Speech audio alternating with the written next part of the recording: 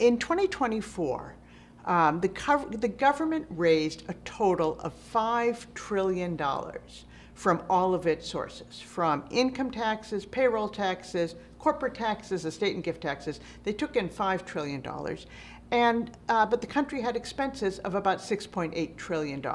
So there was a shortfall of $1.8 trillion. Okay? And of course, that $1.8 trillion was added to this enormous national debt that we have. At the same time, the amount of wealth, so the country took in $5 trillion, spent $6.8 trillion, deficit of $1.8 trillion. At the same time, the amount of wealth owned by the wealthiest Americans was $46 trillion. An absolutely staggering amount when you think about how are we going to cover that $1.8 trillion shortfall. My name's Ray Madoff, and I'm a professor at Boston College Law School and the founder and director of the Boston College Law School Forum on Philanthropy and the Public Good. So the Second Estate was the term that was used for the aristocracy in pre-revolutionary France. And the thing that was notable and important about them for purposes of our work is that they were completely exempt from taxes. The situation that we have in the United States today, we've created our very own Second Estate, which is the wealthiest Americans who are also exempt from paying federal taxes. And it's interesting how this has come about because, of course, historically, the whole purpose of our tax system is to impose its greatest burdens on those who have the greatest capacity to pay. And it's effectuated through having higher tax rates in our income tax system for those who have greater income, and also for imposing an additional wealth tax on the wealthiest 1% to 2% of Americans. And you look at these two things and you think, oh, that's great. Our American tax system is highly progressive, getting those people who have the greatest capacity to pay. But two things have happened in recent years that has shifted this dynamic. One of them, and the most important thing, is that the wealthiest Americans have been able to avoid having taxable income. And so they've acquired enormous amounts of wealth, but not through ways that the tax system imposes taxes on. And part of the reason for that is because it assumes that the estate tax is doing its job. It's acting as an effective backup or sweep-up tax to capture anything that wasn't taxed under the income tax system. Our estate tax system is supposed to impose a tax of 40% on all transfers that occur during life by gift or at death, once it's over a certain exemption amount. But the problem is that there has not been a single amendment to the estate tax since 1990. And as a result, the loopholes have flourished. And today, the estate tax produces hardly any revenue at all, even as our wealthiest Americans have become more and more wealthy. The wealthy are able to avoid income taxes because their greatest sources of wealth are their investments and their inheritances. And both of those are largely excluded from the income tax system. The way that investments are excluded is that as property grows in value, right, as Mark Zuckerberg goes from being somebody who has a startup from his dorm room to something that's worth, over $100 billion, all of that growth in value is not subject to tax unless he actually sells the stock. And of course, he has no interest in selling the stock because he wants to maintain control over the assets. Now, you might wonder, how is it possible for somebody to live well if they don't sell their assets? But there's another tool available to them, which is that people with wealth can borrow against those assets. They can pledge those assets for loans and get tax-free wealth that is never subject to tax. And this is a very common technique amongst the wealthiest Americans. A lot of them have a lot of accumulated debt because it enables them to live off of their wealth without having to recognize any taxable income. On the inheritance side, our income tax system totally excludes all money received by gifts, by inheritances, or by insurance distributions. And so what that means is that wealthy people who inherit $10 million, $20 million, $100 million, or even $1 billion never pay any income taxes on that at all. The only tax system that we have that applies to those types of transfers are the estate tax. And the estate tax has become absolutely riddled with loopholes. Part of the reason for that is this campaign that took effect in the early 1990s, which was a campaign that was designed to transform how the public viewed the estate tax as a tax that affected a small number of people and served as a backstop to the income tax, to instead being an immoral double tax that hurt family farms and businesses. And this campaign was so effective that it resulted in a 1 year, there was a 1 year that there was no estate taxes collected at all. Its greater impact was that it made Congress reluctant to tackle the estate tax because there was so much public antipathy towards it. Of course, Republicans tend to be very much opposed to the estate tax as a matter of policy, but even Democrats are reluctant to support the estate tax because they know how unpopular it's become in general with the public at large. However, it is this maintenance of the estate tax, the continued existence of the estate tax, that is serving to benefit the richest Americans. Because what it does is it provides a cover that makes people think that the wealthy are subject to taxes when in fact they aren't. If you actually got rid of the estate tax, you would see how our income tax system is so unfairly biased towards the type of wealth that the wealthy acquire. And it would give us an opportunity to promote a greater and more fairer tax system. It's very confusing to Americans when you suggest, or when people say that the rich aren't paying any taxes, because after all, most Americans have a very heavy tax liability, and they know that the more income they earn, the more taxes they're going to have to pay. And so it doesn't, and that these taxes are very difficult to avoid. So how is it that the wealthy avoid taxes? It seems like they would be subject to taxes too. One thing that's happening here is that the high income Americans are covering for high wealth owners. People assume that people with a lot of wealth have a lot of taxable income, but that's not necessarily the case. The people with the most taxable income do in fact pay the most taxes, but the wealthy aren't necessarily people with high taxable income. And this was something that tax scholars and others have long known was was always a possibility. But the reality of it was brought to the public when ProPublica did this expose based on actual tax returns of the wealthy.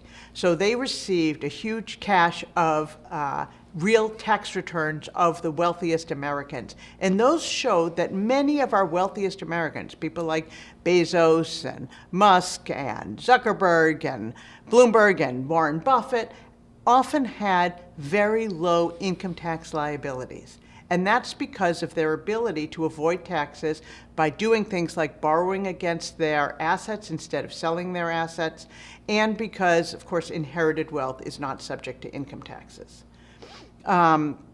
So the high wealth owners are hiding behind high income earners. High income earners do, in fact, pay a significant amount of the taxes. Those who have the greatest income, the 1% top income earners, do in fact pay 40% of the country's income taxes. But there's no reason to think that those high income earners are the high wealth owners. And in fact, studies have shown that there's not about a 50% correlation. So 50% of our high income earners are high wealth owners, but the other 50% of high wealth owners might just as easily be non-payers of taxes as they are high payers of taxes. Income earners are the ones that are really carrying the expenses of government. And that's something else that the public is not generally aware of, right? Because certain taxes have been made very prominent in the public mind. The estate tax, for example, is discussed all the time, and one might think that it raises some significant amount of money. In fact, it raises less than 0.5% of the total federal revenue. Meanwhile, another tax, the payroll tax, one that is almost entirely ignored when one talks about taxes, actually raises about 35% of our country's revenue. It pays for our most expensive programs, Social Security and Medicare are paid for out of these payroll taxes. And yet when people talk about who pays the costs of federal government, they often ignore payroll taxes completely. And we saw this when several years ago when Mitt Romney made a statement about the 47% of Americans who were non-payers. And he was referring to people who didn't pay income taxes but failed to recognize that the vast majority of those taxpayers paid significant payroll taxes. Indeed, our payroll taxes are the most regressive taxes that we have. They are imposed at a rate of 15.3%. When for a self-employed person, it's paid entirely by the person who's self-employed. For people who are employed by others, half is paid by the employee and half is paid by the employer, but economists agree that even the half that's paid by the employer is economically borne by the employee in the form of reduced wages. And so employees are paying 15.3% of their income right from $1, unlike income taxes, right, which only kick in after a certain amount and they start in at a low rate. It's 15.3%. Somebody who earns $10,000 pays 15.3% of income on that. So somebody who earns $60,000 pays more than $9,000 in payroll taxes alone.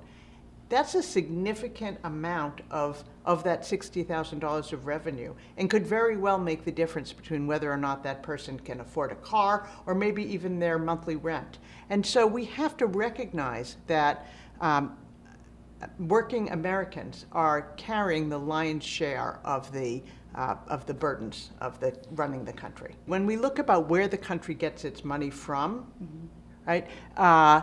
The biggest source of revenue for the country is income taxes. Income taxes are about half of the country's revenue.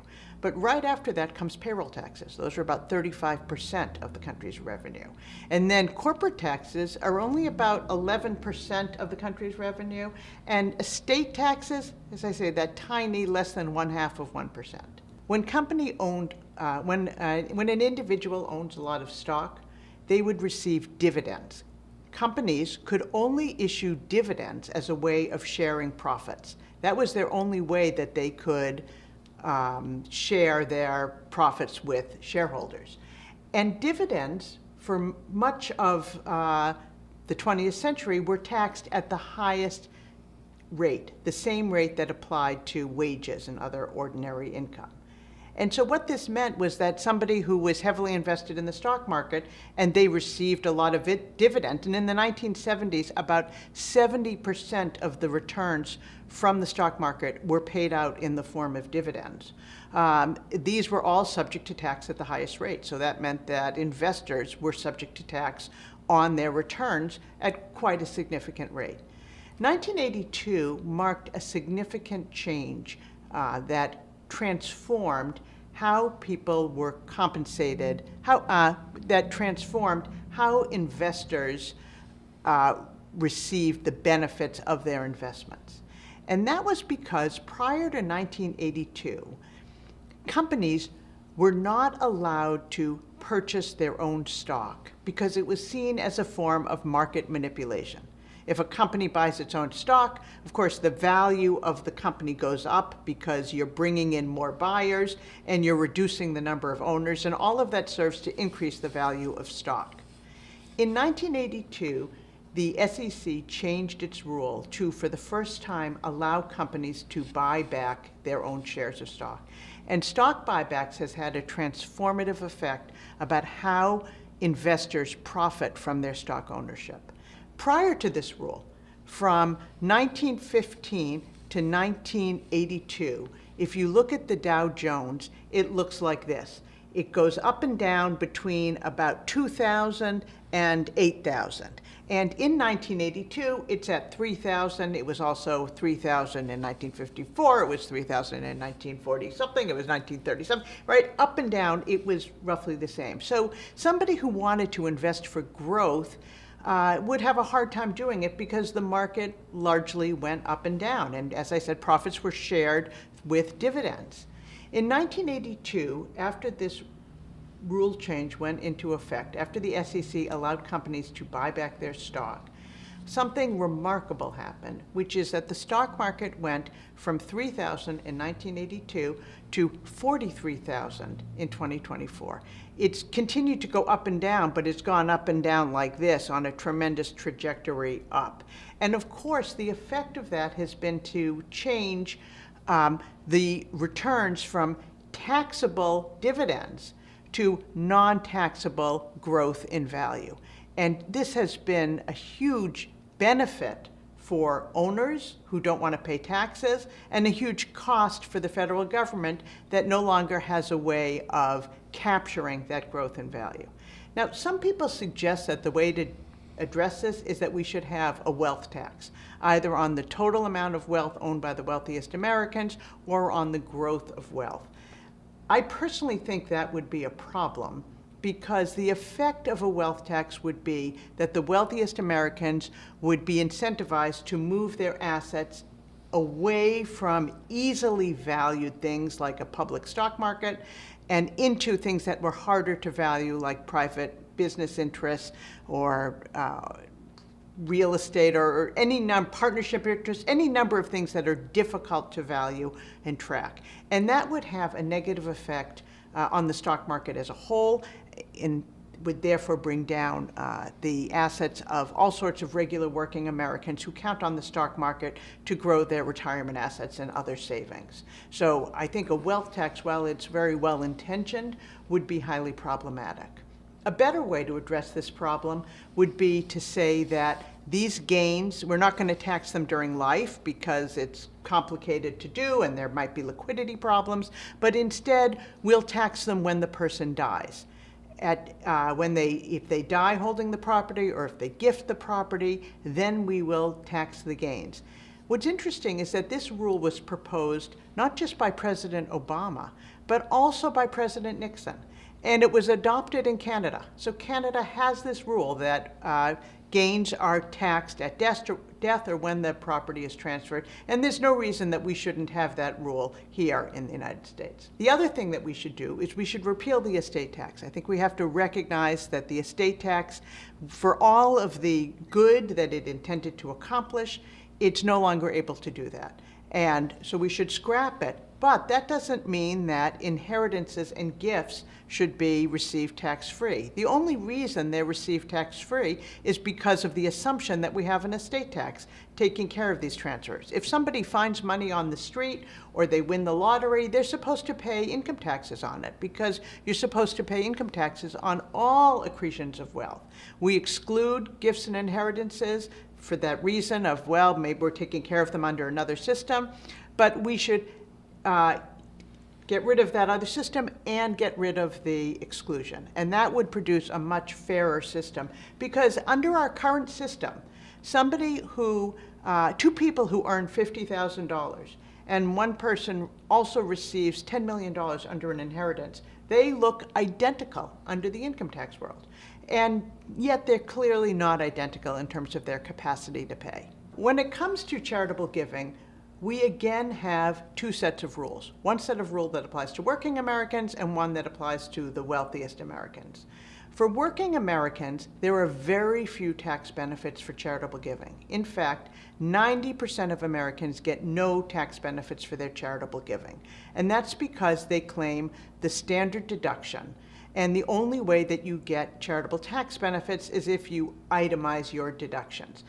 These are all complicated terms, but are basically that unless you have a lot of deductions, unless you have a lot of deductible expenses, you're going to take the standard deduction, and that is true for 90% of Americans. What that means is that your charitable giving might be good for charities, but it doesn't produce any tax benefit for the donor, for that 90% of Americans that don't itemize their deductions.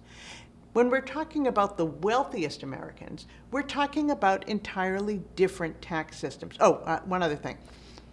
Even for Americans, working Americans, who give very generously, they can never eliminate their tax liability. So if we had an architect, Anna the architect, who earns $100,000, and she's like, I want to give $100,000 to the homeless. She will not be able to eliminate her tax liability. The first reason is that payroll taxes cannot be offset by charitable giving. So she will still have to pay the 15.3% of payroll taxes. In addition, we have a cap for the amount which somebody can deduct their income taxes. It's limited to between 20 and 60% of their total income. And the purpose of it, the reason we have this rule, is because Congress felt that we want to encourage charitable giving, but it's also important that people support the expenses of government. When it comes to the world of the wealthy, however, a different set of rules apply. And that's because the tax benefits that the wealthy need is not necessarily income tax benefits, because as we mentioned, they don't often have a lot of taxable income. But what they need is an ability to avoid capital gains on their assets, right? Our Mark Zuckerberg stock that's gone up from 0 to $150 billion. They need to avoid the capital gains, and they need to avoid the estate and gift tax. And here we have, under current law, unlimited benefits. So somebody who is a wealthy person who owns appreciated assets can entirely eliminate their capital gains and estate and gift tax liability through their philanthropy, where regular Americans can't. So this is very, very costly to all the rest of us that are giving up this foregone revenue, suffering the costs of the loss of this foregone revenue. The tax benefits for the wealthiest Americans, where working Americans often receive no tax benefits for their charitable giving, the wealthiest Americans receive tax benefits that can be worth as much as 74% of the value of their donation. So what that means is that when somebody gives $100 million of appreciated assets to their charitable giving, that costs the rest of us as much as $74 million in foregone income taxes, capital gains taxes, and estate and gift taxes. And yet, most Americans are completely unaware of this because we think of tax benefits just in terms of the income tax benefits and not the tax benefits that apply to the wealthiest Americans. The problem also is made worse because the way the wealthiest give their money is different than the way most working Americans give their money, right? Many Americans, they support food banks or their local churches or other causes that are designed to kind of benefit the public as a whole, whereas the wealthy are much more likely to give their money to their own private foundation or donor-advised fund. These are charitable entities that provide all of the tax benefits of charitable giving, but do not get any money to charity until the donor makes a distribution from these accounts. And the problem is, under current law, there is no real obligation for any of these funds to be distributed. That's because donor-advised funds have no payout requirement at all, and private foundations have a 5% payout requirement, but that payout requirement can be met by making donations to donor-advised funds. So what we have is we have this system that creates tremendous financial incentives for the wealthiest Americans to donate to charitable causes, but provides no assurance that this money will ever be made available to the public. To reform these rules, we should do two things. One is that we should reform the rules involving private foundations and donor-advised funds to assure that there is some time period during which the money should have to come out and benefit the public. In addition, we should impose an overall cap on the amount of tax benefits that the wealthy get for their charitable giving, just the same as working Americans are subject to a cap. It's good to support charity, but it's important to support the costs of public services as well. I mean, I think the greatest risk to the country right now is this tremendous concentrations of wealth amongst the wealthiest Americans. It can be hard to get a sense of how much wealth the wealthiest Americans have because these numbers, millionaires, billionaires, trillionaires, they're almost impossible to fathom. But the way to think about it is to think about the costs of running the federal government, right? So in 2024, the government raised a total of $5 trillion from all of its sources, from income taxes, payroll taxes, corporate taxes, estate and gift taxes. They took in $5 trillion. But the country had expenses of about $6.8 trillion. So there was a shortfall of $1.8 trillion, okay? And of course, that $1.8 trillion was added to this enormous national debt that we have. At the same time, the amount of wealth, so the country took in $5 trillion, spent $6.8 trillion, deficit of $1.8 trillion. At the same time, the amount of wealth owned by the wealthiest Americans was $46 trillion. An absolutely staggering amount when you think about how are we going to cover that $1.8 trillion shortfall.